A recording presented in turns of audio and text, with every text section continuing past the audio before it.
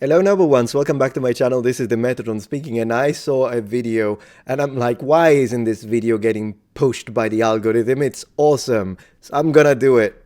I'm gonna respond to it. I'm gonna watch it, and hopefully you'll go check him out, give him a like because he really deserves it. Let's go. So we are on Rendar again. Fantastic channel, as you know. I really like his content, and he made a video titled "Can Quality Armor Protect from Devastating Impacts?" I love the topic 100%. So let's check him out. Hey Ranger, how you doing? Hey man, how's it going? Oh my gosh.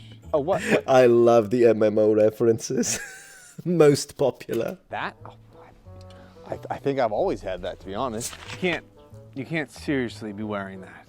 Last I saw, you were actually in second place. Oh, he did a poll on his channel. Maximus Gainicus. Was I tied with you? No, you weren't tied with me. It was Maximus Gainicus. But if I'm not mistaken, he's actually beating you. No. There was a time in the polling when I was ahead 51 to 49. I don't think that's how polls work. Yeah, exactly. Nah, I don't think that sounds right. I cannot believe the viewers voted for a cowardly woman who wears armor. And you gotta stop watching the show Vikings. What? It's on the History Channel. It's in the name. History. Yeah, they actually forced them to just call it history, and they removed channel. And they should have removed history instead and leave channel. That's what they should have done with History Channel. What a joke. What a farce. The Norse 100% wore armor majority of the time. When they could afford it, 100%, yeah. Maybe the women. Or like some really cool like leather armor. It's black. Black, yes. To be black. Oh my God. Hey, Mr. 16%, have something to say or add to the conversation? You think your steel can protect you from my axe? And my bow. Dude, what are you talking Longest sword in the kingdom. about? You know, Lord of the Rings? Like, you have my axe and my bow. Oh yeah, that's right. I didn't catch it. For sure. Oh my gosh. Better than Sexy Ranger 100. Shut up, nerd. I agree. Shut up, nerd. Man, this is awesome. This guy's comedy is gold. Gold. I do not care. You know, sometimes you get those people that are like, you're trying to be funny, but it's not funny. Shut up. Get out of here. This is great. I don't know, maybe because we are similar age. That's probably why. Completely lost my train of thought. What were we saying? Ranger, nerd, shut up, nerd. Armor, popularity. Yes, you breaking my bones. Forget it. I forget. The moment's gone anyways. The moment is gone. Oh, come on. The moment is gone. Come on, guys. We can't title it that. Let's just, let's say, can steel protect you, or you just be like canned tuna. That sounds super basic. Why don't you let the popular person pick the name of the video? I see no problem with it. Pretty self-explanatory. Awesome. Shoot big bows and nerd out. Welcome back, ladies and gentlemen, Thank boys you. and girls, nerd and nerdettes. Now today, in this video, we're gonna do something super fun. I've used ballistic dummies in the past. Is nerdess an actual word? Ow.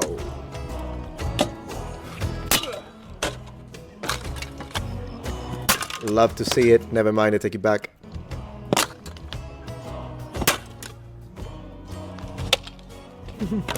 Glory to Rome. Ow. But I've always been a little reticent because I feel they are a lot more fragile than what an actual bone or skull would be. They don't seem to really hold up well. They look cool, they're explosive and goopy and gooey. Right. Oh, that's a massive mace. Is that from the Lord of the Rings? Oh, I would not want to be on the business end of that.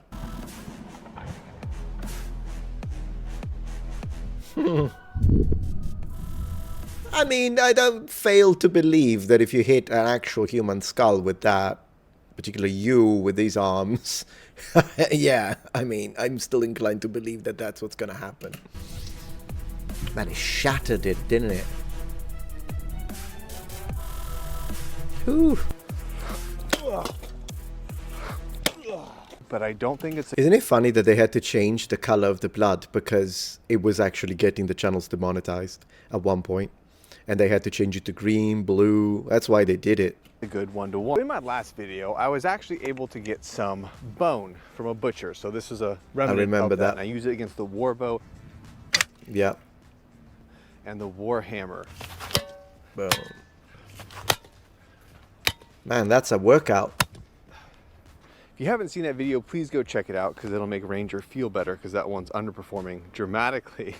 And his ego's fragile enough as it is. Honestly, he's probably the pettiest of the bunch. But what I want to do here is I want to try and see how something like this will handle with plate and chainmail and a padded gambeson against different types of weapons. So this here is a cow femur, so it's thicker and more resilient than a human bone. It's not dried out like a dog bone, so it still has the marrow and all the parts in it as well. And I just put a little bit of foam on it as well, just to kind of signify what skin might look like. Perfect analogy for human bone, but let's say it can be somewhere up there in the orc tier level. A couple different things set up that we're going to test. This right here, I have the bone inside. I thought they said that like pig carcasses, not that I'm saying buy a pig, but I'm saying pig carcasses, I believe, simulate human consistency when it comes to flesh and bone. I heard that, but I don't know if it's false. I didn't vet this information, so just putting it out there for you to let me know in the comments. Padded gambeson, and to start, which is the cheapest thing, is butted mail. Now, a lot of people use butted mail, and honestly, a strong fart is going to destroy this stuff, but I doubled it up here to kind of see just, I'm going to use slashing against this to see if it's going to cause problems with swords, axes, and blunt weapons. But the other test that I'm really excited is this one here. This has flat riveted mail, nice. 8 millimeters, so it's very good quality. I have Daquidum's hardened steel right here with the bone behind it, so it's got the padded gambeson as well. I'm going to set it up on this dummy here, so it's got a little bit more of a give to it and not just put it on a hard substance. And I want to... I love the straw, by the way. Is this his property, I wonder? See how that's going to react with different things. What we have here first is just the unprotected bone. So this would be if someone was not wearing armor. I'm going to test it with the axe, the hand and a half sword, and the single-bladed... That's a beautiful hand and a half sword, by the way. Who made it? Viking sword as well. And I'm just going to get a good chop in here as well to see how that performs against the bone. It's got some give into it, but it's going to press against the body too, so a little bit more realistic than just setting it on nice setup, yeah. A chopping block. Okay, so first up, we have the single-bladed Viking axe here. It's got an H-type palm. Of course he meant sword. I do that all the time, by the way. I'm thinking a word and I say another. According to the Peterson scale. Look at that got a red single edge on it, so it is much more of a slashing sword. I'm going to take a solid slash at it right here. Okay. Let's see. This guy looks awesome. I'll always say that. Wow. Yeah, like chopped off like the top of it. Boom. Surprisingly though, this second slash, it looked, is it blunt? Because that didn't cut. It just, I mean, it would have shattered the bone completely, by the way, if this was a human bone. But it's, yeah, I'm surprised it didn't seem to have cut. Or am I seeing this wrong? Yeah, look. See, it cracks. Not sure if it has much of an edge. Oh, that would hurt. Man, that would break your bone in two. Whew. So initial cut was right in here. That kind of went through a couple layers of the bone into as well. The first one was right in here, but I kind of hit a bad spot. So this is the better test right in here. Right. And I was able to cut through the bone into that spot right there. So that's a deep gouge into the bone. Next up, there we go. That's what I want to see. Hand and a half. This sword, ooh, nice. You can use with two hands, so it's going to give you much more leverage for a good slice and a good cut as you're coming. So I'm going to come down on it here, slash down a little bit more as well with it. Yeah. So I want to see how that one does next. Let's go.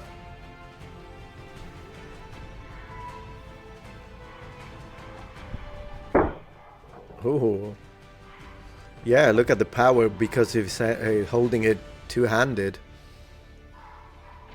Yeah. Oh, yeah, it cut right through it. Pretty clean, in fact. Oh, he has several. How many does he have? Oh no, it was the So I don't same? think I need to bring the axe out for that one. That was a solid cut right Yeah, in here. absolutely. You basically cut it through to the back of the bone right there. This one's a little And that's a cow, remember. If there was, unless you're built like a cow, it's gonna cut your arm. more dried out than the other two. The other two are a lot fresher.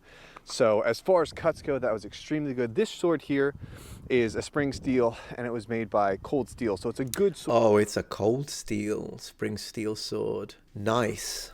Very nice. A sharp sword, and that was a really, really clean cut. So I don't think I need the axe for this one here. No. What we're gonna do now is we're gonna move on to the butted mail. So next Yeah, let's up, go. we have a double layer of butted mail, and this is like I mean, from a cut, I think it will still probably crack a couple of rings out, but I think from a cut, it's still better than having nothing, even having butted mail. And I know that in Japan, at least, you would have examples. I'm not sure about any example in the medieval period that I can think of. Just because I can't think of it doesn't mean that usually it's riveted.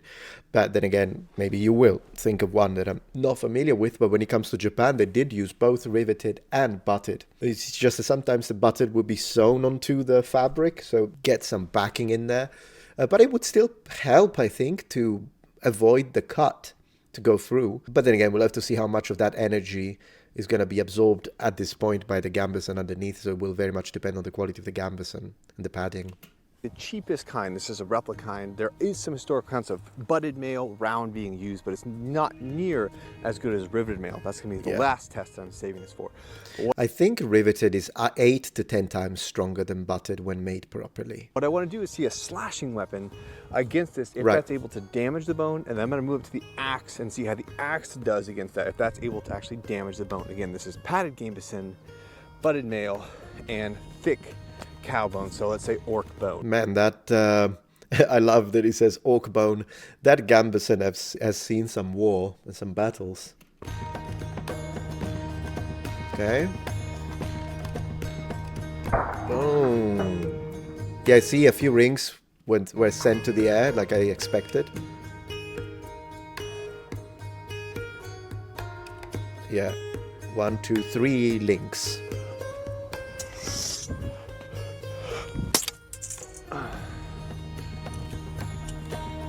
So that was able to cut through a couple rings. Yep. Right in here, so it did once again because they're butted. Break some of those apart and everything, but it still was able to protect it, so it didn't actually break into the bone.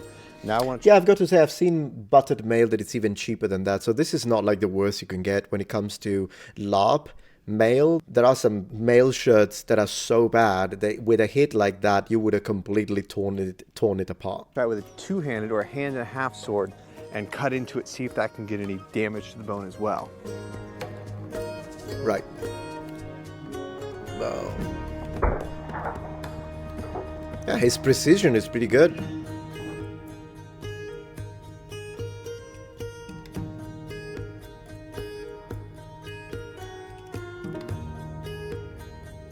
Fun.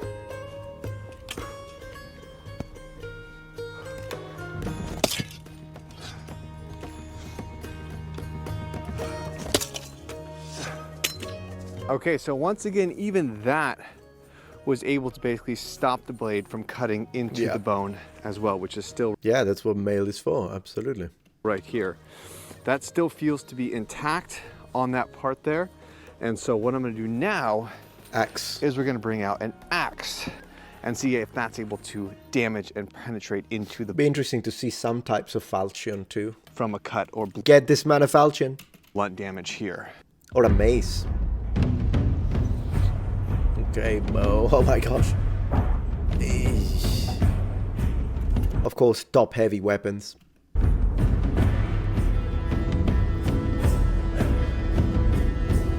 Love the music.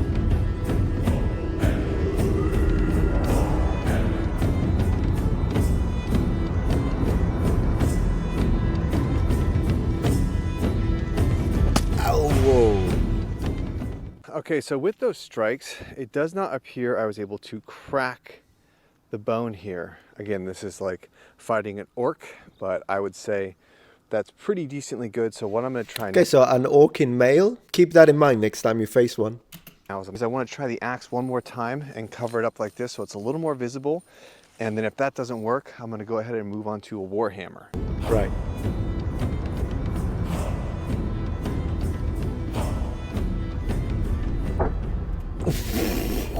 Yeah, because he went through, like, the section that isn't protected by mail, he just goes through and cut it in 2 pieces. Good idea to wear mail, I think, is the results of this testing so far.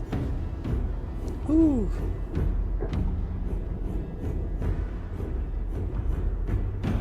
And some of the mail went on to, yeah, he broke it off because it's battered. Huh.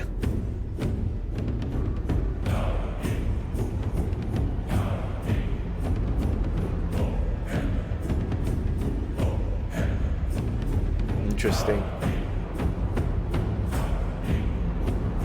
Man, look at that slow-mo.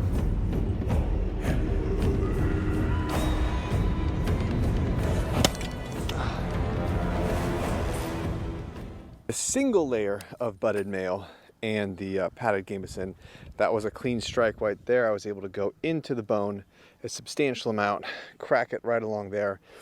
And so even with the mail on the body, that's going to cause a lot of damage. But like I said, Well, maybe if it was like properly worn mail, because you have to imagine that much of the bone was exposed anyways. So you have to imagine, and it's really difficult to replicate. By the way, I'm not attacking him in any way, shape, or form. There are some budget limitations. There is some time limitations, and not to mention the fact that YouTube doesn't help this sort of videos going up. So of course, this is loosely based representation. But so far, I think we do see that mail is really doing a very good job, even in the butter department. So imagine, it's not enough. I wouldn't feel safe against him with all those weapons just wearing buttered mail. But imagine now if this was like a properly made medieval mail, well worn, well proportioned, in an area that is well covered. Absolutely, I could survive an attack from him like that, and maybe give me an opportunity to give my riposte. But if I wasn't wearing anything, it would chop my limbs off. It's a mess. Armor makes all the difference, 100%. So he's gonna do, ooh, this is good. Let's see one more, and then I'll stop because I don't want to react to the entire thing, as to give people an opportunity to click the link in the description and the pinned comment to finish watching the video if you liked what you saw. One more. at this point, I'm going to have to use something that's a blunt damage to punch into this. So our knight is basically in the best armor money can buy at this point. We have all the armor here, and we're going to start with the swords, and we're going to move up to axes. Let's go. Then after that, I'm probably going to go warhammer, and then if nothing happens, then the kanabo. Up, we have our single-bladed Viking axe with the H-type pommel, and I'm going to try and see what I can do against hardened steel.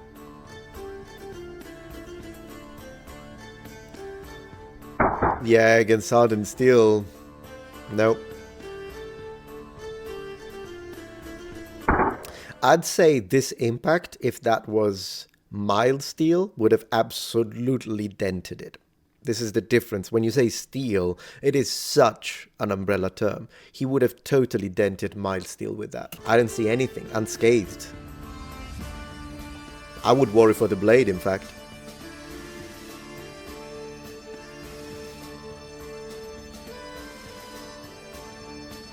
Yeah, look at that. Impressive. Left a little clank in there. Do remember that this is a strong man.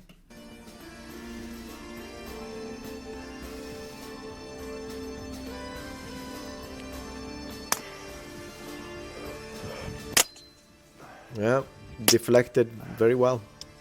And of course, a part of the deflection is also reached by the shape of the armor, not just by the material of the armor, and which section of the armor you're attacking. Like, imagine you're trying to pierce someone through a breastplate. Most likely not going to happen.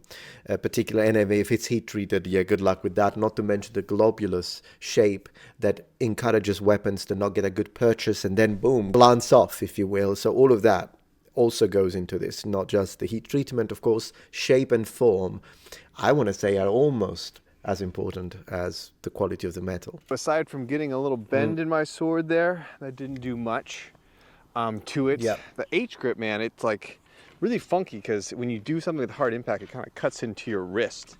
But regardless, sword's still holding up well, just got to hammer it back out. Now we are moving on to a hand and a half.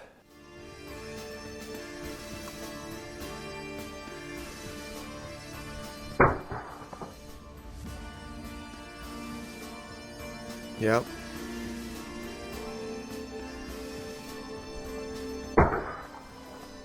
Look at that.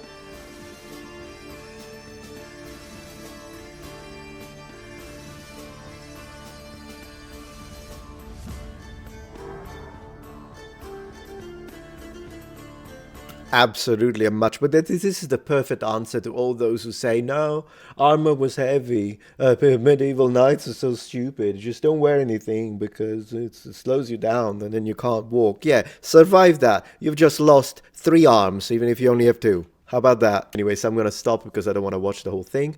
Noble ones, let's give him a like. And if you liked what you saw, considering the fact that the algorithm is not helping in recommending this sort of content, please do click the link in the description, finish watching the video, see what happens with a Warhammer. I'm going to do that offline. And then, yeah, say hi to him from the community of Noble Ones. Thank you, Dash, for the quality content as always, and I will see you tomorrow for my next daily upload. Goodbye, Noble Ones.